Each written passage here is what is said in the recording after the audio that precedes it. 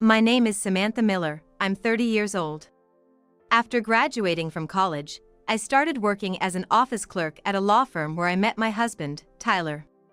He was a newly minted lawyer, popular for his eloquence and good looks. But that's not all. He was kind, gentle, and very funny. Having had no luck with men in the past, and never being the one to actively pursue love, he seemed like a prince to me. He always treated me like a princess, and I found myself increasingly drawn to him. About a year into our relationship, I discovered I was pregnant. When I told him, he cried tears of joy. He proposed to me right then and there. I believed we could build a happy family together. I immediately said yes. Little did I know, I would regret not being more cautious later on, but at that moment, I felt like the happiest person in the world. However, this happiness was fleeting and soon vanished after we got married. You don't understand my job, you're just a graduate from a mediocre university. My husband started abusing me soon after we got married. He started coming home late in the mornings, and when I asked him out of curiosity, he would yell at me. He had recently switched to a new law firm, so maybe he was stressed, but it was absurd for him to take it out on me. Then it got worse, the house is a mess. You're only good at housework, so do it properly. Where's my breakfast? You're so slow. My clothes for today aren't ready. Hurry up and get them, he would say, treating me like a maid. Pregnant and struggling to move, I still had to try to keep him happy. I spent every day walking on eggshells, constantly thinking about how not to upset him.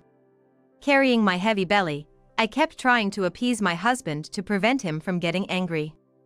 Every day felt like a precarious balancing act. I constantly thought about what I could do to avoid upsetting him. I had to do certain things to keep him in a good mood. I was always preoccupied with these thoughts in my mind. Where did the man I married before go? I know it's too late for regrets. But if I could go back to before we were married, I probably wouldn't have married him. As I thought this, the baby kicked. I can't be negative. Maybe he'll change when the baby is born. But my faint hope was soon shattered. While preparing to send his jacket to the dry cleaners, I found a receipt in the pocket. Despite knowing I shouldn't, I looked at it. It was for women's makeup. Feeling a terrible premonition, I decided to secretly check my husband's phone while he was in the bath. He probably never thought I would snoop on his phone. It wasn't locked, and I could look at it immediately. To my dismay, there were numerous love messages from a woman. The woman sent sweet messages asking, "Please divorce your wife and marry me." To this, my husband replied shockingly. I was trembling with anger and shock. His reply was, "I too want to divorce that ugly woman soon and be with you." Even while I was heavily pregnant, he was secretly enjoying his time with a mistress. While I was working hard on household chores to please him, he was having a good time with his lover. The mere thought made me feel sick. How much did he need to look down on me to be satisfied? I couldn't forgive him. I decided to confront him directly, filled with rising anger. Maybe he would realize and stop the affair. But later, I would realize how wrong I was.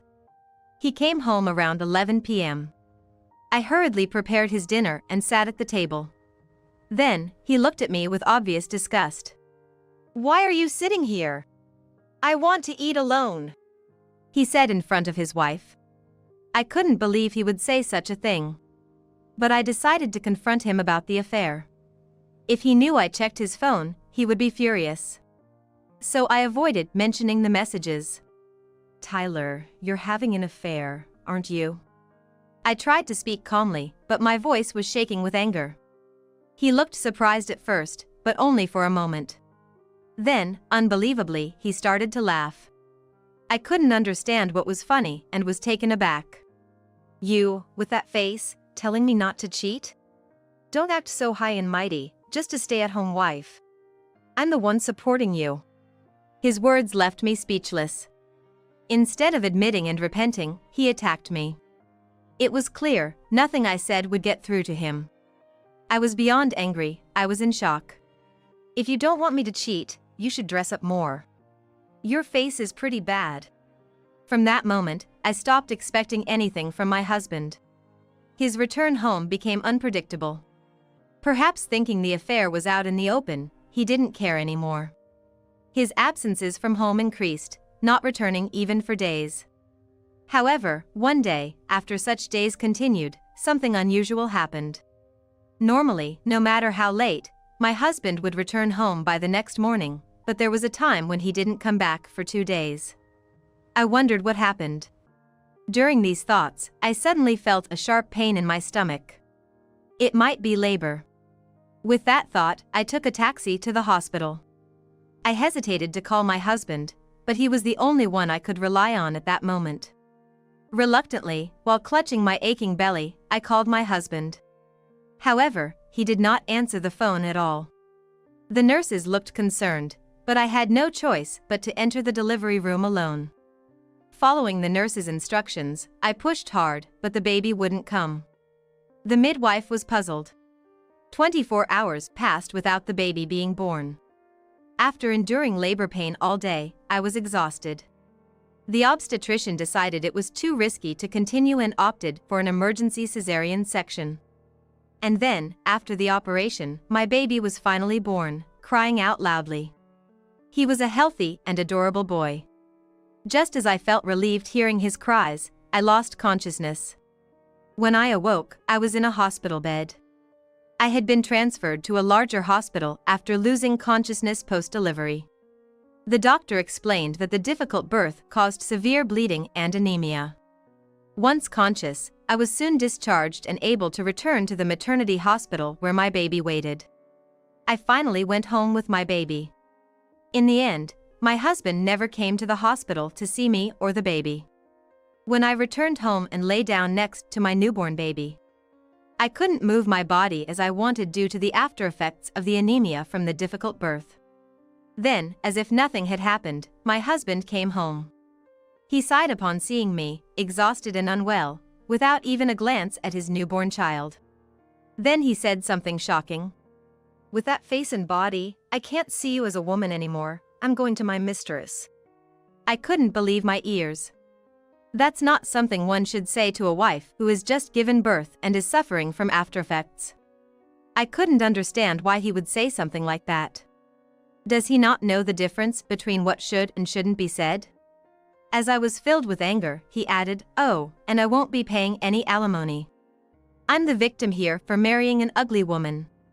With that, he packed his things and left. Alone in the house, I was at a loss. He chose his mistress over me and our baby. I couldn't believe he would leave his newborn child for his mistress. I swore then to get my revenge. Soon after, he sent divorce papers, and we were officially divorced. He never held the baby, becoming a stranger to us. I was furious with my irresponsible ex-husband, but wanted nothing more to do with him. Alone and anxious, I started a new life with my baby, whom I named Alex. As he declared, my ex-husband didn't pay alimony or child support. I juggled multiple part-time jobs while leaving Alex with my parents. Working with a baby was incredibly hard. Alex often cried at night, and I struggled with sleep deprivation while working. My parents, seeing my struggle, helped care for Alex. Without their support, I would have collapsed. After 5 busy years, one day, I was dressing in a crisp suit, filled with hope. Alex looked at me curiously. "Mommy, you look so cool. Where are you going?" Alex's eyes sparkled with excitement. "Today is Mommy's first day at my new job." At my words, Alex smiled and said, "Good luck, Mommy." These past 5 years, while juggling part-time jobs, I studied hard to become a full-time employee. Today, my dream came true as it was my first day working as a full-time employee. Alex, now 5 years old, is cheering me on. He used to be so clingy, but now he loves kindergarten and eagerly prepares himself. Thanks to that, I could leave the house smoothly. After dropping Alex off at kindergarten, I headed to my new workplace with anticipation. I stopped in front of the beautiful office building. This law firm is now my workplace. As I opened the door to the office, I saw lawyers busily preparing for the day. Having once worked in a law firm as an office clerk, The scene felt nostalgically familiar. As I admired the setting, a young and beautiful receptionist approached me. "May I help you?" Her voice drew everyone's attention to me, including a disturbingly familiar man. When I said in a slightly raised voice, "I'm Samantha Smith, and I'm starting work here today," the man visibly shook, looking at me repeatedly. "Samantha! Why are you here?" he exclaimed, clearly shocked by my transformed appearance. Calmly, I replied, "I'm starting work here today. Is there a problem?" The man seemed panicked. Yes, the man was Tyler, my ex-husband. And the firm I had joined was his workplace. I had worked hard on myself, including dieting, so he probably hadn't recognized me when I entered. Tyler came up to me quietly and hissed, "Go home. You can't work here. Find another office job somewhere else." I responded in a normal voice, defiantly. "I'm not an office clerk. And I don't have to take orders from you." Tyler looked around in surprise. That was to be expected. I had never stood up to him from the time we were together until now. Seeing the defiant me, he looked perplexed. At that moment, the head of the law firm approached me. "Ms. Smith, we're looking forward to working with you. Do you know Tyler here?" The kindly-looking director asked me with a broad smile. I simply replied, "An acquaintance from the past." Tyler seemed relieved at my words. During the interview, I had told the director about becoming a single mother due to my husband's affair, and he had listened sympathetically, even shedding tears. He then decided to hire me as a full-time employee at this law firm. The director cheerfully guided me to Mr. Johnson's desk, who would be my trainer. "Ms. Smith is a promising new lawyer. Please teach her well." I greeted Mr. Johnson. Suddenly, Tyler burst out laughing. "Her, a lawyer? Impossible. It's got to be a lie." He clearly didn't believe that I was a lawyer. The director, a bit angry, said, "Tyler, what are you talking about? Ms. Smith is a lawyer. After her husband left for his mistress, she raised her young child alone while passing the bar exam. I hired her because of her hard work and dedication." The law firm was abuzz. Tyler finally seemed to realize that I was indeed a lawyer, looking at me in astonishment. And then, people around started looking at me with pity. The director continued. "Nevertheless, Ms. Smith's husband is terrible. If we find him, we'll sue and get a substantial alimony. This law firm will stand by you." The director kindly assured me. Ever since the interview, I thought the director was a good person, but his kindness moved me even more. I felt fortunate to be able to work under such a director. Meanwhile, Tyler, my ex-husband, looked pale. After Tyler left for his mistress, I studied desperately and took the bar exam. I could have attended a prep school, but juggling work and parenting made it difficult. Not to mention the cost. I wanted to save every penny for Alex's future. So I decided to study on my own. Everyone said it was impossible, but my parents supported me and took care of Alex during my exams. After nights with little sleep and hard study, I passed. I deliberately chose to work at Tyler's law firm as a way to get back at him. Fortunately, the director was very kind and considerate of my situation. I had experience working as a clerk at a law firm, but this was my first time as a lawyer. There was so much to learn, and I often stayed late due to my inexperience. Mr. Johnson, my trainer, was always kind in teaching me. He was 5 years older than me. A 35-year-old divorcee? I discovered during our chats. Surprised at our common ground, I felt fortunate to have such a kind person as my trainer. I enjoyed my work every day. Tyler would always look at me with a puzzled expression. The office knew he was divorced, but not that I was his ex-wife. He seemed afraid of everyone finding out, and avoided me at work. One day, I was working on a big case. It was challenging. While I was busy drafting documents, Tyler whispered behind me, "Hey, that's too big a job for you, isn't it? I'll take over." What was he trying to do? Take over my job? I firmly said, "I can handle it myself, thank you," and dismissed him. He walked away, looking defeated. Another day, while I was preparing coffee, the clerks were whispering among themselves. I didn't pay much attention, thinking it was just more gossip. The clerks at our office were all women. And women do love their gossip. As I was making coffee, they shared the latest hot gossip with me. It was about Ms. Thompson, the receptionist. Ms. Thompson seems to be involved in sugar dating. Look at this. The clerk showed me Ms. Thompson's social media. There she was, adorned with seemingly expensive watches and jewelry. One particular photo caught my eye. It was of Ms. Thompson holding a makeup product I recognized. Her message read, "Got this as a gift. Thanks as always." That's when everything clicked for me. It all made sense now. All that was left was my revenge. I quietly awaited the right moment. A year later, the annual bonus day arrived. Everyone at the law firm looked forward to this day, especially because of the director's thoughtful gesture of presenting an effort award. This award, a cash bonus, was given by the director to the employee who had shown exceptional dedication over the year. Each employee's name was called, and they received their bonuses with joy. When it was my turn, I gratefully accepted mine, expressing my heartfelt thanks. The director smiled kindly at me. Then came the moment I had been waiting for, the announcement of the effort award. Everyone waited anxiously as the director prepared to announce the winner. He declared loudly, "This year's effort award goes to Ms. Smith." I internally celebrated. I had worked hard for this day. I remembered overhearing my ex-husband telling a friend about his desire to win this award. I wondered what he would think if I received it before him. He always looked down on me, belittling my college as substandard. Winning this award was my chance to prove him wrong. Ms. Smith truly deserves this award, the director said, as everyone, except Tyler, applauded for me. Meanwhile, Tyler looked at me with a puzzled expression, as if he was looking at trash. It made me feel nauseous, recalling the past. The director encouraged me to say a few words. I had been waiting for this moment.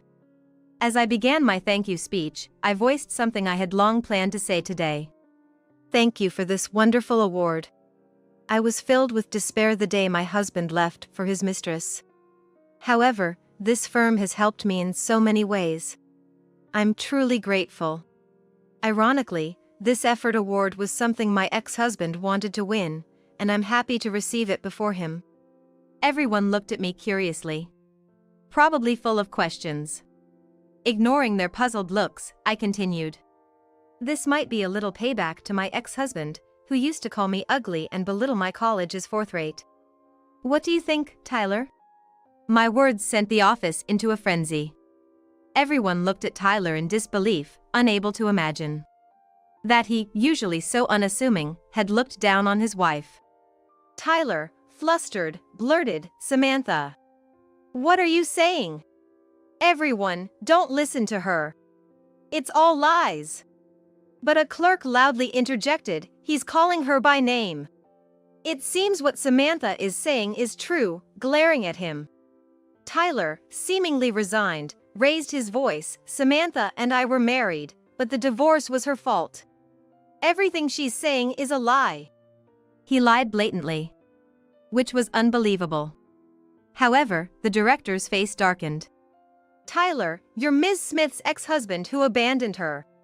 Tyler, intimidated by the director's loud voice, admitted, "I'm her ex-husband, but I didn't abandon her." The director sighed. "You haven't paid alimony or child support. That's as good as abandoning Ms. Smith and your child." Tyler was silenced by the normally calm director's raised voice. Realizing he couldn't escape the truth, he quieted down. "I had one more secret to punish my ex-husband. The final blow for you, who abandoned me and Alex. This is your old phone, which you left behind. It wasn't locked, so everything was visible." I showed the phone's messages to everyone. Tyler turned pale and desperately tried to snatch the phone. But Mr. Johnson restrained him. Everyone was fixated on the old phone's screen. Then, shock rendered them speechless. The messages on the screen were from a woman, presumably his mistress, saying, "You're such a bad man for embezzling money from the firm. Keep spoiling me." After Tyler left, I noticed his old smartphone lying around while I was tidying up. Curiously, I looked inside and found it unlocked, revealing these messages. The clerks were wide-eyed, staring at Tyler in disbelief. "Embezzling company money. That's despicable," they whispered among themselves. In the midst of this, the director glared at Tyler in fury. You embezzled the $400,000 missing so far. Unbelievable. You're fired. Don't come back. Tyler was devastated by the director's words. There's a reason for this. He desperately tried to explain, but the director wasn't listening. Seeing Tyler in despair felt satisfying. But my revenge wasn't over yet. That person needs to be taken down. Miss Thompson, I'm sure you enjoyed those luxurious dates with Tyler. Miss Thompson was taken aback, her face turning pale. The attention shifted from Tyler to her. She looked down, defeated. This has nothing to do with me. It was all Tyler's doing, she stammered. The clerks began to murmur. Unbeknownst to all, Tyler's mistress was Ms. Thompson, a clerk at our law firm. Tyler looked at her in disbelief. That's terrible. You asked for all those expensive things, so I embezzled the money because I loved you. Ms. Thompson scoffed at him. I never asked for such things. And to me, you were just a friend. Everyone silently watched their exchange, wondering what was going on in a law firm of all places. The director promptly escorted the two out of the office, ending my revenge triumphantly. Both Tyler and Ms. Thompson were dismissed. Tyler avoided criminal charges due to the director's kindness but promised to repay the embezzled money. Tyler, who arrogantly assumed he'd easily find another job, quickly learned that the legal community was small. His embezzlement and affair were well known, making it impossible for him to find work as a lawyer. Indeed, that seems to be the case. A legal expert abandoning his wife was a serious issue for any firm. Despite being a lawyer, my ex-husband was foolish enough not to understand the consequences of his actions. Now, he's reportedly juggling part-time jobs to repay the embezzled money, a situation he's been forced into due to his own misdeeds. Meanwhile, Ms. Thompson, the mistress, lost interest in Tyler once the money was gone and reportedly moved on to another man. She truly is a woman who never learns her lesson. Their fate no longer concerns me. I just want them to live their lives away from me. Time passed, and peace returned to the office. The director was his usual cheerful self, and the clerks chatted away each morning. I was busy working as a lawyer. And Alex, who was now quite independent, supported me wholeheartedly. On early workdays or weekends, I made sure to spend quality time with Alex. During this time, I started dating Mr. Johnson, my trainer. Initially, we were just divorcees sharing drinks and work advice. But over time, something sparked between us. Looking back now, I might have been in love with Mr. Johnson since that time. However, due to my failed marriage, I had to be cautious. But Mr. Johnson told me he would wait for me forever. I had become somewhat afraid of men because of my ex-husband, but Mr. Johnson's kindness gradually healed me. As I continued to date Mr. Johnson, what mattered to me the most was Alex's feelings. If Alex ever had negative feelings towards Mr. Johnson, I was ready to end the relationship with him immediately. However, contrary to my concerns, Alex really liked Mr. Johnson and was always around him. Mr. Johnson also treated Alex like his own son, loving and caring for him. I'm sure we can become a happy family. In the future, I hope to build a happy home with Mr. Johnson and our son.